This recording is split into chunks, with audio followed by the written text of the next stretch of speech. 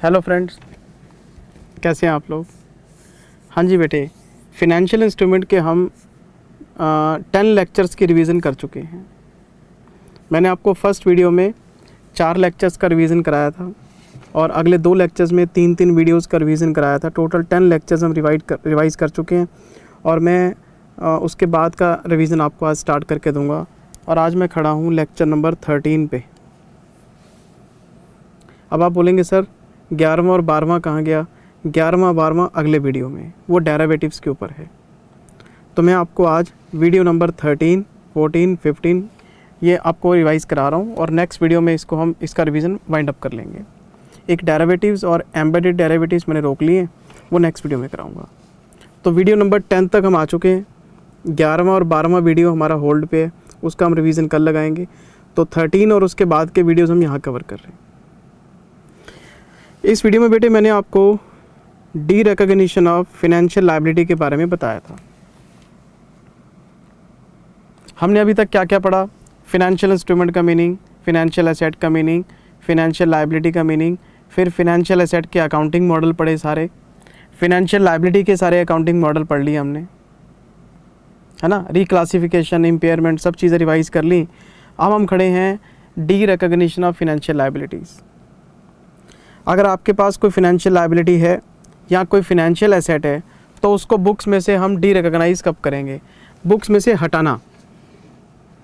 किसी भी लायबिलिटी को या किसी भी एसेट को बुक्स में से आपको हटाना पड़े तो हम उसको डी रिकॉग्निशन बोलते हैं। तो पहले मैं आपको फिनेंशियल लायबिलिटी का डी रिकॉग्निशन रिवाइज करा रहा हूँ और फिर मैं आपको फिनेंशियल एसेट का कराऊंगा, बात ख़त्म हो जाएगी। अगले वीडियो में डेरिवेटिव्स, एम्बेडेड डेरिवेटिव्स कर लेंगे, कैश फ्लो हेज और वो अपना फेयर वैल्यू हेज कर लेंगे। नेक्स्ट वीडियो में कहानी ख़त्म हो जाएगी, फिनेंशियल इंस्ट्रूमेंट डन हो जाएगा हमारा, है ना। तो मैं आपसे बात कर रहा हूँ किस चीज़ की, D recognition of financial liability की। तो मैंने आपको क्लास में बताया था कि 3 तरीके से हम फिनेंशियल लायबिलिटी को डी रिकॉग्नाइज कर सकते हैं। अगर आपको अपनी किताबों में से फिनेंशियल लायबिलिटी को हटाना है तो इसके 3 तरीके मैंने आपको बताए थे। पहला, settlement, full settlement.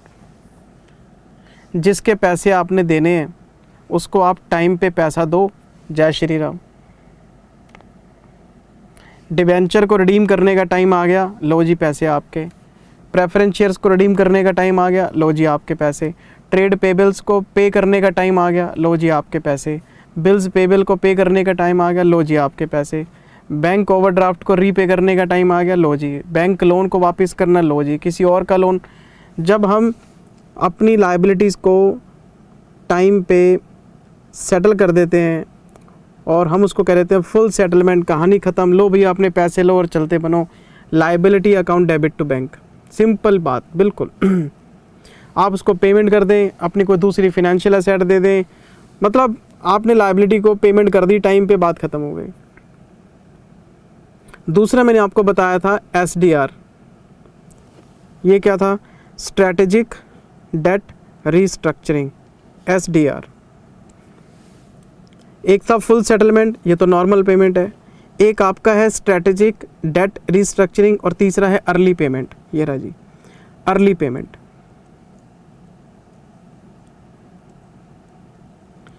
Early payment, time से पहले पेमेंट करना। किसी से हमने 10 साल के लिए लोन लिया, उसको तीसरे साल के एंड में पैसे दे आए, अर्ली पेमेंट। 3 तरीके से फिनेंशियल लायबिलिटी का डी रिकॉग्निशन पढ़ा जा सकता है। एक तो फुल सेटलमेंट, दूसरा SDR और तीसरा अर्ली पेमेंट। फुल सेटलमेंट तो सर मेरे पास बताने के लिए कुछ है नहीं। If any financial liability is repaid, repaid का मतलब उसका पेमेंट करने का टाइम आ गया और आपने उसको पैसे दे दिए ऑन टाइम। आप चाहे उसको कैश दे दो, आप उसे गुड्स दे दो, सर्विसेज दे दो, अपनी कोई दूसरी फिनेंशियल एसेट दे दो। It is the normal way to remove, to de-recognize financial assets from the books. नालायक, financial liabilities from the books. Full settlement, normal payment structure. Full settlement में बताने लायक कुछ है ही नहीं, liabilities account debit to bank. लेकिन हमने time लगाया था क्लास में SDR के ऊपर, स्ट्रेटेजिक डेट रीस्ट्रक्चरिंग। मैंने आपको SDR में 2 केस बताए थे। या तो लायबिलिटी का एक्सटिंग्विशमेंट होगा और या फिर लायबिलिटी का मॉडिफिकेशन होगा।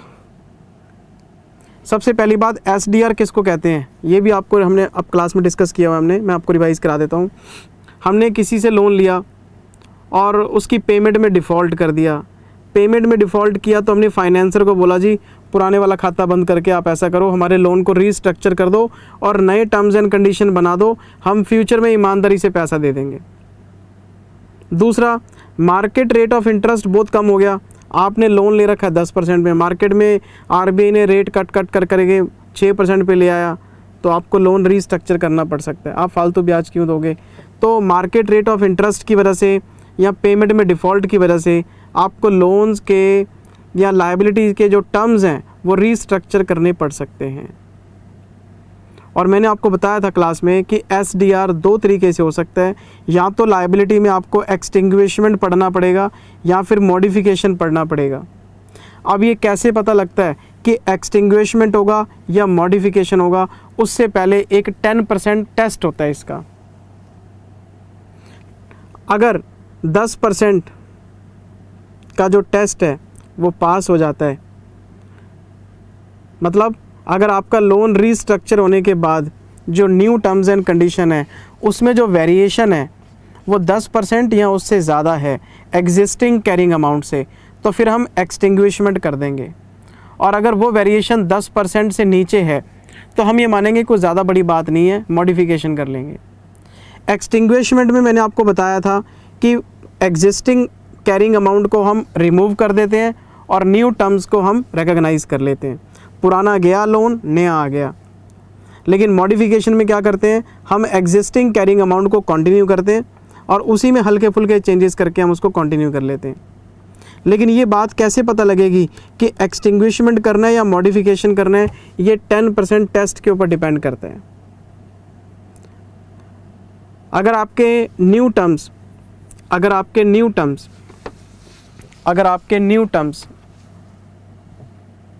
आपकी एग्जिस्टिंग कैरिंग अमाउंट में 10% या उससे ज़्यादा का वेरिएशन ला देते हैं तो ये एक मेजर सिग्निफिकेंट चेंज है, एक्सटिंग्विशमेंट ही करना पड़ेगा आपको। 10% से कम चेंज है, मॉडिफिकेशन से काम चला लो। तो वो 10% की कंडीशन काम कैसे करती है, पहले हमने वो पढ़ा था कि 10% का टेस्ट कैसे चेक करते हैं हम।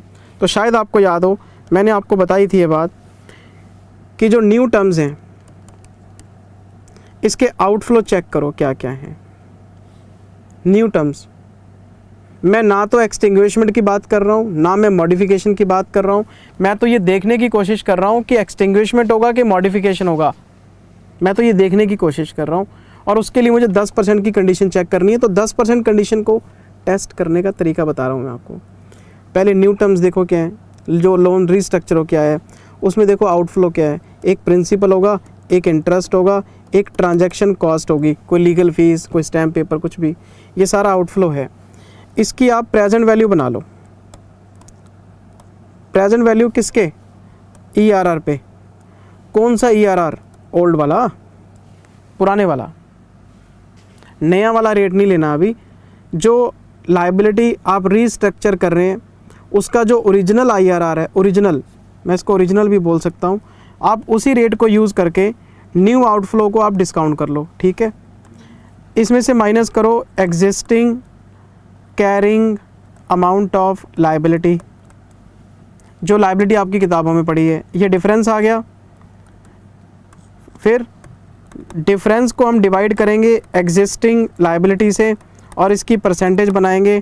अगर ये परसेंटेज 10% या उससे ज़्यादा है तो एक्सटिंग्विशमेंट कर देंगे।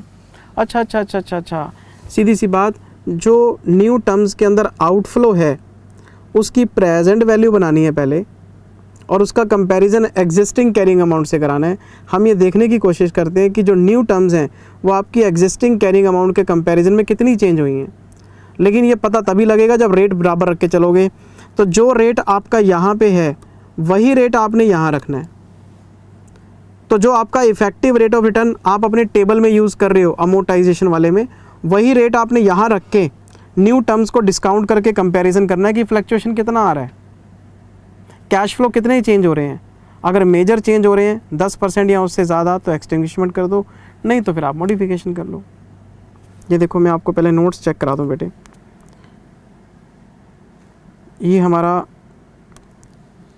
SDR था, ठीक है जी, एग्ज़ाम के हिसाब से इम्पोर्टेंट भी लिखवाया हुआ है आपको, इम्पोर्टेंट है जी। Under SDR existing liability is restructured, existing liability is restructured with new liability, पुराने टर्म्स चले जाते हैं और नए टर्म्स आ जाते हैं। Due to fall in market interest rate और due to financial difficulties for the payment of original liability, और we have following accounting models to deal with SDR। अब कैसे कर सकते हैं देखना पड़ेगा, आइए मेरे साथ। मैं आ गया जी अकाउंटिंग फॉर SDR में। पहले 10% की कंडीशन टेस्ट करेंगे, अगर ये सेटिस्फाई हो जाती है तो एक्सटिंग्विशमेंट करेंगे, सेटिस्फाई नहीं होती तो मॉडिफिकेशन करेंगे। मैं सारी बात बता चुका आपको। अब ये 10% की कंडीशन कैसे टेस्ट होगी?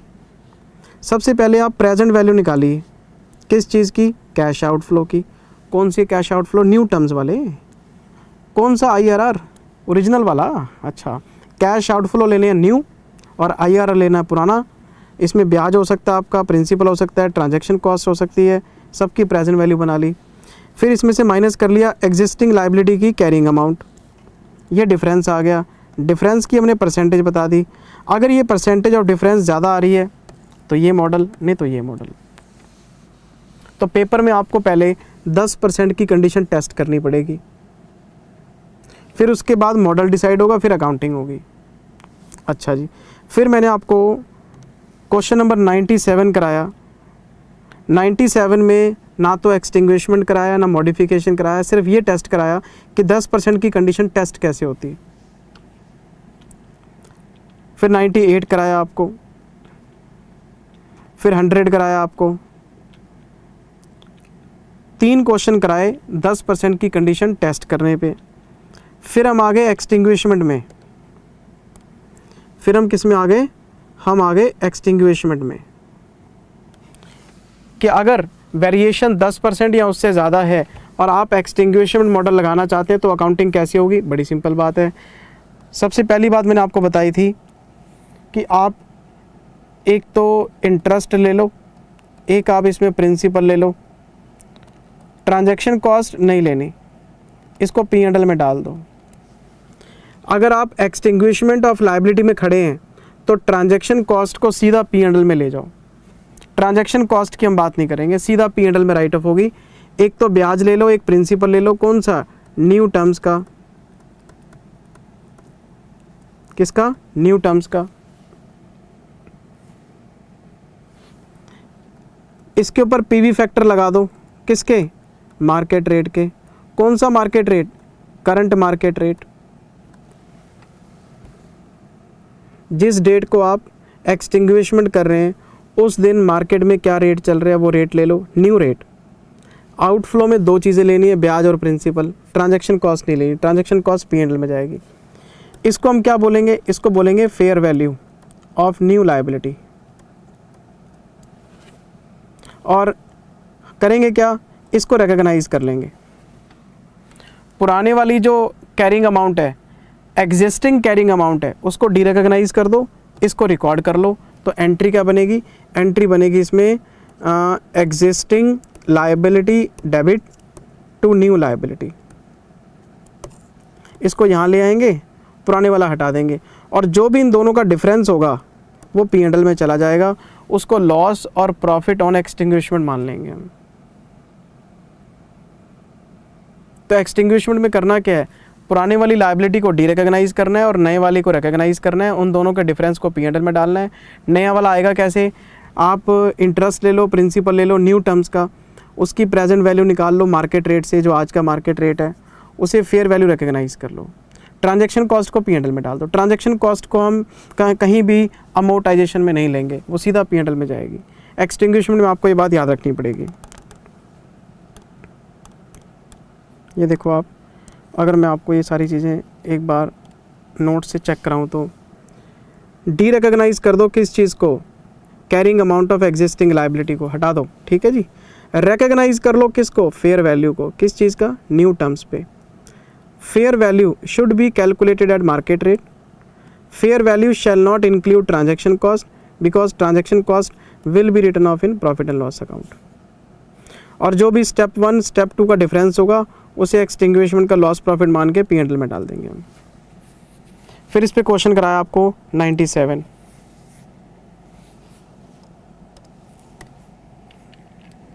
ये सब स्टडी मेट के क्वेश्चन है। अच्छा जी, 97 के बाद 100 करा रखा आपको। फिर हम आ गए थे मॉडिफिकेशन में। एक्सटिंग्विशमेंट तो हो गया, पुराने वाले को हटाना, नया रिकॉग्नाइज करना। मॉडिफिकेशन में क्या पढ़ा था आपने? बड़ा सिंपल काम था ये मॉडिफिकेशन में। मॉडिफिकेशन में क्या करना है? एग्जिस्टिंग लायबिलिटी लेनी है,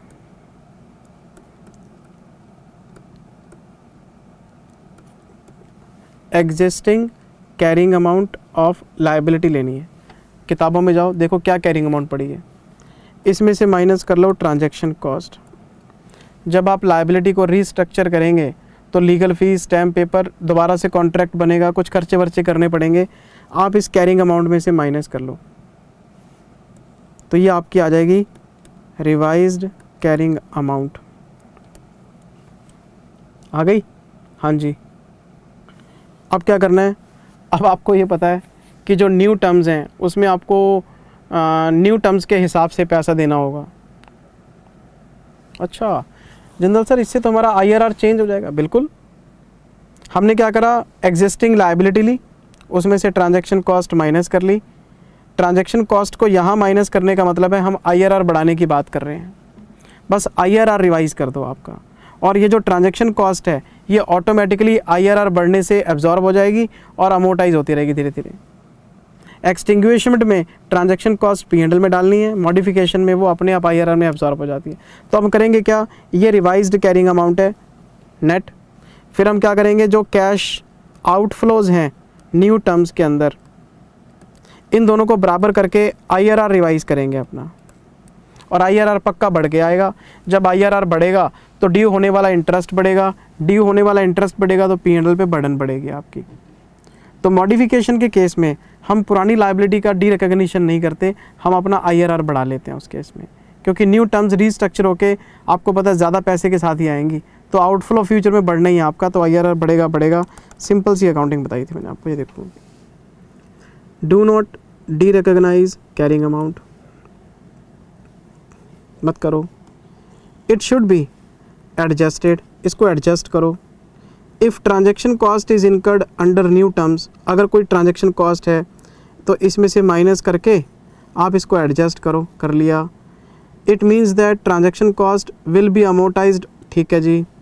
रीकम्प्यूट करो IRR को to match outflows under new terms. अभी बताया आपको मैंने, IRR बढ़ के आना है, बस फिर टेबल दोबारा बना लो अपना न्यू टर्म्स के हिसाब से। ये मॉडिफिकेशन है। ये सारी बात कराने के बाद फिर क्वेश्चंस की प्रैक्टिस स्टार्ट हो गई थी हमारी। 98 कराया आपको, 99 कराया आपको। फिर हम वीडियो नंबर 14 में आ गए। वीडियो नंबर 14 में मैंने आपको सबसे पहले क्या बताया था? Early payment. लायबिलिटी को डी रिकॉग्नाइज करने के 3 तरीके थे। एक था फुल पेमेंट, फिर एक था अपना SDR, तीसरा था अर्ली पेमेंट, टाइम से पहले पेमेंट करना। बड़ा आसान काम है। मान लो मैंने 10 साल के लिए लोन लिया और तीसरे साल के एंड में मैं पेमेंट कराया, तो करना क्या है? आपको अमोटाइजेशन टेबल देखना है। 3rd ईयर के एंड में चेक करो अमोटाइज्ड वैल्यू क्या है इसकी। जिस दिन आप अर्ली पेमेंट करने जा रहे हैं उस दिन हमारी किताबों में जो लायबिलिटी का बैलेंस पड़ा है उसको कैरिंग अमाउंट बोलते हैं, उसको अमोटाइज्ड वैल्यू बोलते हैं। तो हम एंट्री पास कर लेंगे। लायबिलिटी अकाउंट डेबिट, ये तो हमारी कैरिंग अमाउंट हो गई टू बैंक, और जो भी इसका डिफरेंस होगा उसको P&L में डाल देंगे। और जो पेमेंट है, आपको पता है कि जब हम किसी फाइनेंसर को टाइम से पहले पेमेंट करने जाते हैं तो कॉम्पनसेशन के तौर पे थोड़े से पैसे ज़्यादा देने पड़ते हैं आपको अर्ली टर्मिनेशन के केस में। तो जो भी डिफरेंस आएगा P&L में डाल देंगे। ये देखो आप, if early payment is made for the settlement of liabilities, difference between actual payment and amortised value early payment will be considered as profit और लॉस ऑन सेटलमेंट। हम इसको P&L में डाल देंगे। एक एंट्री बनेगी लाइबिलिटी टू बैंक, ये carrying amount है आपकी, ये पेमेंट है, और जो डिफरेंस आएगा वो लॉस और प्रॉफिट ऑन सेटलमेंट है आपका। फिर मैंने आपको एक और केस कराया था बढ़िया वाला, अर्ली पेमेंट इन CFI। आपने कन्वर्टिबल डिबेंचर इशू किए, आपने उसको CFI बोला, आपने इसके 2 हिस्से बनाए होंगे, लायबिलिटी कंपोनेंट, इक्विटी कंपोनेंट। आपने इसकी अर्ली पेमेंट कर दी। जब आप इसकी अर्ली पेमेंट करोगे तो फिर उस अर्ली पेमेंट के भी 2 हिस्से बनेंगे, लायबिलिटी कंपोनेंट, इक्विटी कंपोनेंट। तो मैंने क्लास में आपको ये बात बताई थी कि अगर आप कंपाउंड फाइनेंशियल इंस्ट्रूमेंट के केस में अर्ली पेमेंट करेंगे तो आपको अर्ली पेमेंट के टाइम पे 2 बातें याद रखनी पड़ेंगी कि जैसे इनिशियल रिकॉग्निशन पे आपने 2 कंपोनेंट बुक किए थे, लायबिलिटी और इक्विटी, पेमेंट के टाइम पे भी आपको 2 कंपोनेंट रिवर्स करने पड़ेंगे। तो सबसे पहला स्टेप मैंने आपको बताया था कि जो आप अर्ली पेमेंट कर रहे हैं उस पेमेंट का ब्रेकअप करो, उस पेमेंट में ढूंढो कि लायबिलिटी कंपोनेंट की पेमेंट कितनी है, इक्विटी कंपोनेंट की पेमेंट कितनी है। फिर हम क्या करेंगे, लायबिलिटी कंपोनेंट को लायबिलिटी कंपोनेंट से कंपेयर करेंगे, इक्विटी कंपोनेंट को इक्विटी कंपोनेंट से कंपेयर करेंगे, और फिर नफ़ा नुकसान निकलेगा। तो जैसे हम इनिशियल रिकॉग्निशन के टाइम पे हम इसके ब्रेकअप में 2 चीज़ें लेके आते हैं, तो पेमेंट के टाइम पे भी 2 चीज़ें लेके आएंगे। तो मैंने इसका तरीका बताया था आपको कि पेमेंट के 2 तरीके हैं। पेमेंट में एक लायबिलिटी कंपोनेंट है, एक इक्विटी कंपोनेंट है। लायबिलिटी कंपोनेंट कैसे आएगा,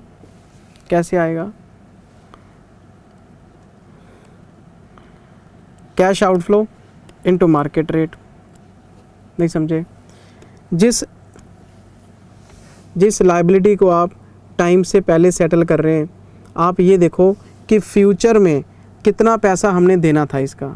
अगर हम अर्ली रीपेमेंट नहीं करते तो कितना पैसा फ्यूचर में देते, और आज क्या मार्केट रेट चल रहा है करंट में। अच्छा, हम लायबिलिटी की आज फेयर वैल्यू निकालने की बात कर रहे हैं कि अगर मैं इस लायबिलिटी को टर्मिनेट नहीं करता, मैं इस लायबिलिटी को कंटिन्यू करता, तो फ्यूचर में मेरे कितने कैश आउटफ्लो होते। आज के मार्केट रेट पे आप उसकी फेयर वैल्यू बना लो, तो ये तो लायबिलिटी कंपोनेंट आ गया, तो ये बैलेंसिंग फिगर आ जाएगा। उसके बाद क्या करेंगे, इस लायबिलिटी कंपोनेंट को एग्जिस्टिंग लायबिलिटी से कंपेयर कर लेंगे, और इस इक्विटी कंपोनेंट को एग्जिस्टिंग इक्विटी कंपोनेंट से कंपेयर कर लेंगे, मतलब कैरिंग अमाउंट से कंपेयर कर लेंगे, नफ़ा नुकसान P&L में डाल देंगे। तो ये बात हमने क्वेश्चन के थ्रू सीखी हुई है। ये देखो आप,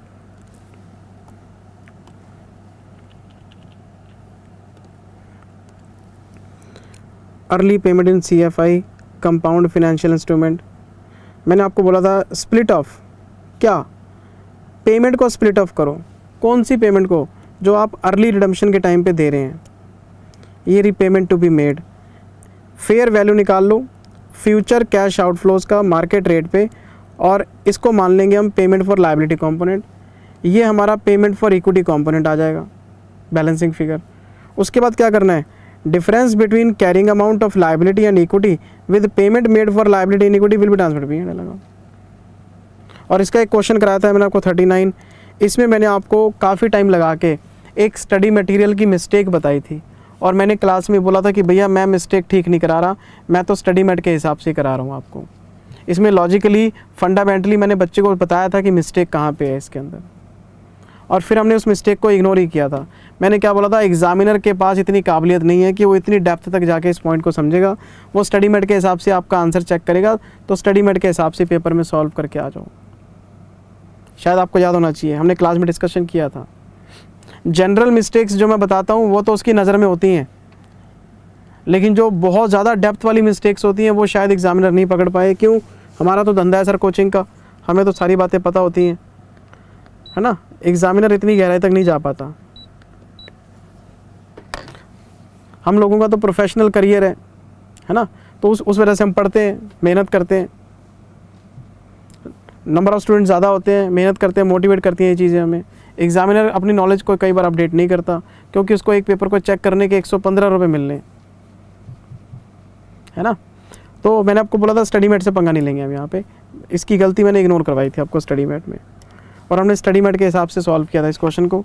ये सारी वर्किंग पढ़ने के बाद फिर हम चलते चलते यहाँ आ गए थे, D recognition of financial asset पे आ गए थे हम। D recognition of financial asset. ये क्या चीज़ है? हमने किसी से पैसा लेना है, पैसा आ गया। हमने किसी से पैसा लेना है, पैसा आ गया। जब आपको पैसा मिल गया तो बात ख़त्म हो गई। तो मैंने आपको बताया था कि फ़ाइनेंशियल एसेट को बुक में से हटाने के लिए कुछ कंडीशंस बताई गई हैं, उन कंडीशंस को पूरा करना ज़रूरी है। पहली कंडीशन, अगर आपको लगे कि अब कैश फ्लो आना बंद हो गया है, जब आपको सारा पैसा अपना वापस मिल गया तो कैश फ्लो फ्यूचर में क्यों आएगा? एंड अगर आपको लगे कि एंटिटी ने जो राइट टू रिसीव कैश है वो थर्ड पार्टी को दे दिया है, मेरे पास BR पड़े थे, मैंने क्रेडिटर्स को इंडोर्स कर दिए, तो जो BR का पैसा मुझे मिलना था वो मेरे क्रेडिटर्स को मिल जाएगा। ये भी डी रिकॉग्निशन का रीज़न है। अगर आपको लगे किसी एसेट से पैसा फ्यूचर में नहीं मिलेगा, या आपने अपना राइट किसी और को ट्रांसफ़र कर दिया है, या आपने ओनरशिप ट्रांसफ़र कर दी है थर्ड पार्टी को, ओनरशिप ही ट्रांसफ़र कर दिया आपने,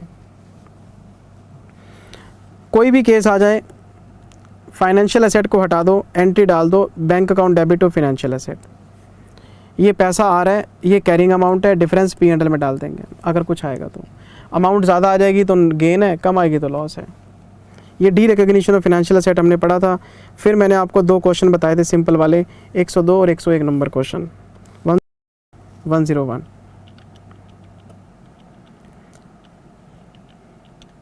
फिर मैंने आपको कुछ स्पेशल केसेस बताए थे। कहाँ गया भाई? हाँ, मैंने कुछ आपको स्पेशल केसेस अंडरस्टैंडिंग के लिए बताए थे। अरे भाई साहब कहाँ जा रहे हो? हाँ जी, मैंने आपको कुछ स्पेशल केसेस अंडरस्टैंडिंग के लिए बताए थे। रीपर्चेज एग्रीमेंट, सबसे पहले मैंने किसी को अपनी फिनेंशियल एसेट दी और उसको बायबैक करने का मैंने कॉन्ट्रैक्ट भी कर लिया कि आज मैं आपको दे रहा हूँ लेकिन फ्यूचर डेट में मैं आपसे वापस ले लूँगा।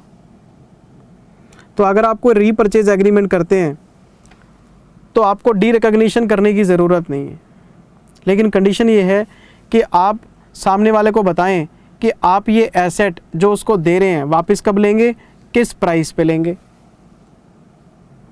टर्म्स एंड कंडीशन डिसाइड होने चाहिए आपके बिल्कुल। मैंने किसी को 100 रुपये में एसेट दिया और मैं उसको कह रहा हूँ तेरे से 98 रुपये में मैं वापस ले लूँगा।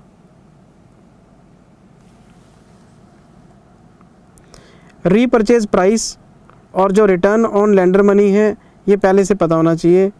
अच्छा, repurchase should be same asset और सिमिलर एसेट।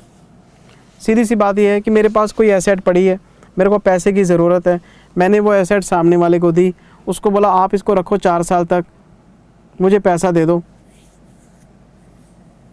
अच्छा, एक तरह से मैंने आपको बताया थी ये बात कि प्लेज रखने वाली बात होती है। सामने वाले से तो हम पैसा अरेंज कर रहे हैं ब्याज पे, हमें ज़रूरत थी, हमने अपनी एसेट उसको दे दी, उसने रख ली। और अगर मैं इस एसेट को बायबैक ही कर लूँगा तो फिर एसेट को डी रिकॉग्नाइज करने की ज़रूरत क्या आपको? आपके पास वापस आनी है ये। लेकिन एक बात का ध्यान रखना, किस प्राइस पे अब आप वापस लेंगे, वो सामने वाला जो पैसा आपको दे रहा है उसमें कितने % ब्याज है, सारी बातें खुली होनी चाहिए आपकी। और अगर आप टर्म्स एंड कंडीशन नहीं खोलेंगे, सिंपली रीपर्चेज की बात करेंगे, फिर आपको एसेट डी रिकॉग्नाइज करनी पड़ेगी। If the specified conditions are not satisfied, हमें एसेट डी रिकॉग्नाइज करनी पड़ेगी। अगर आप किसी भी एसेट को रीपर्चेज करने का अग्रीमेंट साइन कर लेते हैं तो आपको डी रिकॉग्निशन करने की ज़रूरत नहीं है। क्वेश्चन नंबर 104 आपको डिटेल में रिवीजन करने की ज़रूरत है। फिर मैंने आपको ऑप्शन कॉन्ट्रैक्ट बताया था सोल्ड एसेट्स के लिए। आपने कोई एसेट बेच दी और उस एसेट को वापस खरीदने का आपने कोई ऑप्शन कॉन्ट्रैक्ट कर लिया और आपको लगता है कि ऑप्शन एक्सरसाइज हो जाएगी, तो आपको डी रिकॉग्नाइज करने की ज़रूरत नहीं है। आपने एसेट दी और अगर वो एसेट वापस ही आ जाएगी, हाँ अगर आपको लगे कि ऑप्शन एक्सरसाइज नहीं होगी क्योंकि प्राइसेस फेवरेबल नहीं है आपके लिए, फिर आपको डी रिकॉग्निशन कर देना चाहिए। तो ऑप्शन कितने % सर्टेन है आपको ये बात देखनी पड़ेगी। मतलब मैं आपको सिर्फ इतनी बात बताने की कोशिश कर रहा हूँ कि अगर आपका बेचा हुआ एसेट आपको वापस ही मिल जाना है तो डी रिकॉग्निशन नहीं करेंगे हम। ये मैंने आपको ऑप्शन कॉन्ट्रैक्ट में भी बताया था। कहाँ गया अभी? हाँ जी, तीसरा केस, तीसरा था continuing involvement assets with associated liability. मैंने अपने डेटर्स अपने क्रेडिटर्स को असाइन कर दिए कि मैंने तुम्हारे 50 लाख देने हैं, मैंने यहाँ से 50 लाख लेने हैं, आप ले जाओ, इनसे पैसा आप ले लेना। वो कहता अगर डूबत हो गई तो आपने मेरे को डेटर्स तो असाइन कर दिए, अगर ये डेटर्स डूब गए तो मैंने गारंटी दे दी कि इन डेटर्स में नुकसान नहीं होगा आपको, अगर नुकसान होगा तो मैं बैठा हूँ, मैंने गारंटी दे दी। तो मैं क्या करूँगा, एसेट को डी रिकॉग्नाइज तो करूँगा क्योंकि मैंने अपने डेटर्स को क्रेडिटर्स को असाइन कर दिया है, लेकिन अब मैं लायबिलिटी जो गारंटी दी है उसको रिकॉग्नाइज करूँगा। तो मैं एंट्री पास करूँगा, involvement asset account debit to associated liability. अब तो जो इन्वॉल्वमेंट हमने, ये देखो आप, पहले तो हमने डी रिकॉग्निशन करा, फिर हमने ये एंट्री पास की, जितनी आपने गारंटी दी है इन्वॉल्वमेंट एसेट आप डेबिट करें, और जो आपको लगता है कि guaranteed amount plus fair value of guarantee है उसको रिकॉग्नाइज करें। इस पे बच्चों ने बहुत डाउट पूछा कि जिंदल सर जब गारंटी आपने रिकॉर्ड कर लिया तो ये फेयर वैल्यू क्यों ऐड कर रहे हैं? ये स्टडी मैट की मिस्टेक है। कोई भी लायबिलिटी गारंटी से ज़्यादा कैसे हो सकती है? यहाँ पे भी मैंने आपको बोला था कि क्वेश्चन समझ के कर लो। फ्यूचर में क्या होगा, फ्यूचर में उनको पूरे पैसे मिल गए तो इस एंट्री को रिवर्स कर देंगे हम। Credit risk does not arise, इसको रिवर्स कर देंगे एंट्री को, ठीक है। अच्छा, अगर रिस्क हो गया तो फिर इस लायबिलिटी की हम पेमेंट करेंगे और इसको P&L में डाल देंगे कि नुकसान हो गया जी हमारा। लायबिलिटी की पेमेंट कर देंगे क्योंकि गारंटी दे रखी है, एसेट रिकवर नहीं हुई तो P&L में नुकसान डेबिट कर देंगे अपना। ये सारी एंट्रीज, सारी चीज़ें आपको क्लास में लिखवाई हुई हैं, नज़र मारना सर आपका काम है। देखो मैं तो रिवीजन करा रहा हूँ, इतनी चीज़ें पढ़ी हैं हमने क्लास के अंदर। फिर हम आगे थे, चलते चलते क्वेश्चन भी कराया हुआ, देखो 107A अर्ली कलेक्शन में आ गए। फिर हम जैसे अर्ली पेमेंट हुई थी वैसे अर्ली कलेक्शन हुआ है, और आपको अच्छी तरह से पता है हमने एक एंट्री पास की होती है, financial asset debit, prepaid expense debit to bank. शायद आपको याद हो ऑफ मार्केट टर्म्स का केस था। ऑफ मार्केट टर्म्स के केस में हम ये एंट्री पास करते हैं, debt instrument model number 1, business model 1, amortised cost method, off market terms में हम ये एंट्री पास करते हैं। तो जब हम इनिशियल रिकॉग्निशन करते हैं तो फेयर वैल्यू पे करते हैं और डिफरेंस को प्रीपेड एक्सपेंस मानते हैं। मान लो ये पैसा आपको टाइम से पहले मिल जाए, हमने स्टाफ लोन दिया था, मार्केट रेट 10% का था, 4% पे दिया था, स्टाफ को हमने लोन दिया था 5 साल के लिए, स्टाफ 2 साल के बाद ही वापस करने आ गया, अर्ली पेमेंट आ गई, अर्ली कलेक्शन आ गया सॉरी। तो आपको करना क्या पड़ेगा, जो पैसा आपको मिलेगा उसके 2 हिस्से बनेंगे, क्योंकि इनिशियल रिकॉग्निशन पे भी 2 हिस्से बने थे। तो एक तो हम उसके अंदर ढूंढेंगे कि फिनेंशियल एसेट का पैसा कितना है, और प्रीपेड एक्सपेंस, क्योंकि बाकी के 3 साल का कॉन्ट्रैक्ट पेंडिंग है ना, तो प्रीपेड एक्सपेंस पड़े होंगे आपके पास अनअमोर्टाइज्ड, क्योंकि वो SLM बेसिस पर राइट ऑफ होते हैं। तो आपको प्रीपेड एक्सपेंस और फिनेंशियल एसेट दोनों का ब्रेकअप ढूंढना पड़ेगा। तो जो भी आपके पास पार्ट पेमेंट आएगी उसमें से एक पैसा एसेट के अगेंस्ट एडजस्ट करेंगे और दूसरा पैसा हम प्रीपेड एक्सपेंस के अगेंस्ट, वही जो मैंने आपको अभी बताया था अर्ली पेमेंट CFI के केस में, वही सेम तरीका है। जो भी फ्यूचर कैश फ्लोज, मान लो हमने 5 साल के लिए लोन दिया था, वो 2 साल के बाद वापस करने आ गया, तो 3 साल पहले ही आ गया, तो मैं ये देखूंगा कि अगर 3 साल मेरा ये अग्रीमेंट चलता रहता तो फ्यूचर में कितने कैश फ्लोज आने थे। तो फ्यूचर में जो कैश फ्लो आने थे, आज का मार्केट रेट क्या है, तो मैं बोलूँगा कि मेरा fair value of early collection ये है, तो ये तो एसेट में एडजस्ट होगा, बाकी प्रीपेड एक्सपेंस में एडजस्ट कर देंगे। तो एंट्री बनेगी bank account debit to FA to prepaid expense. सारा प्रोसेस हमने क्लास में सर डिस्कस किया हुआ, देखो आप ये एंट्री डली हुई। क्वेश्चन नंबर 62 करवाया हुआ है आपको, वेरी इंपॉर्टेंट भी टिक कराया हुआ है। अच्छा जी, फिर देखो क्वेश्चन सारा किया हुआ है हमने, डिटेल में किया हुआ है। फिर तो सर ये लास्ट पार्ट था, डिस्क्लोज़र थे। डिस्क्लोज़र तो आपको पता है, आपको अंडरस्टैंडिंग के लिए होते हैं, पेपर में तो आने नहीं होते। ये Ind AS 107 डिस्क्लोजर्स पे कवर करके दिया हुआ है कि बैलेंस शीट में क्या डिस्क्लोजर करना है, P&L में क्या करना है, अदर डिस्क्लोजर्स क्या करना है। ये तो सर आपकी सेल्फ रीडिंग का विषय है, आपको खुद पढ़ना चाहिए, पेपर में आने नहीं छोड़ना, चाहो छोड़ दो। पेपर में तो प्रैक्टिकल क्वेश्चन आना है और फटका के आना है आपने, राइट। अब एक डेरिवेटिव का पार्ट रह गया जी अपना, वो मैं आपको नेक्स्ट वीडियो में करा दूंगा। Thank you very much, take care, bye bye, love you, bye bye. इसके बाद तो सर फाइनेंशियल इंस्ट्रूमेंट खत्म है अपना।